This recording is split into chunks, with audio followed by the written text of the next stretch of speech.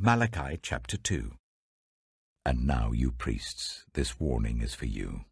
If you do not listen, if you do not resolve to honor my name, says the Lord Almighty, I will send a curse on you, and I will curse your blessings. Yes, I have already cursed them, because you have not resolved to honor me. Because of you I will rebuke your descendants. I will smear on your faces the dung from your festival sacrifices, and you will be carried off with it. And you will know that I have sent you this warning, so that my covenant with Levi may continue, says the Lord Almighty. My covenant was with him, a covenant of life and peace, and I gave them to him. This called for reverence, and he revered me and stood in awe of my name. True instruction was in his mouth, and nothing false was found on his lips. He walked with me in peace and uprightness, and turned many from sin. For the lips of a priest ought to preserve knowledge, because he is the messenger of the Lord Almighty, and people seek instruction from his mouth. But you have turned from the way, and by your teaching have caused many to stumble. You have violated the covenant with Levi, says the Lord Almighty.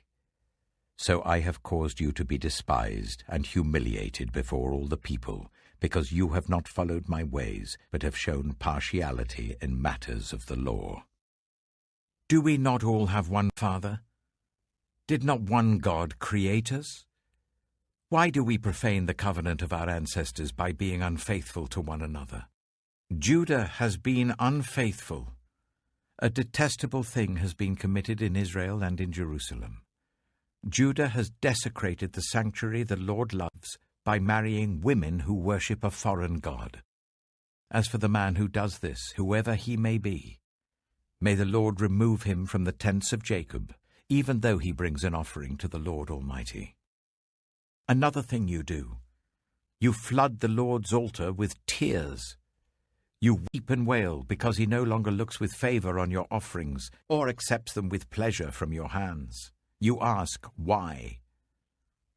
It is because the Lord is the witness between you and the wife of your youth. You have been unfaithful to her, though she is your partner, the wife of your marriage covenant. Has not the one God made you? You belong to him in body and spirit. And what does the one God seek? Godly offspring. So be on your guard, and do not be unfaithful to the wife of your youth. The man who hates and divorces his wife, says the Lord, the God of Israel, does violence to the one he should protect, says the Lord Almighty. So be on your guard, and do not be unfaithful. You have wearied the Lord with your words. How have we wearied him, you ask? By saying all who do evil are good in the eyes of the Lord, and he is pleased with them. Or, where is the God of justice?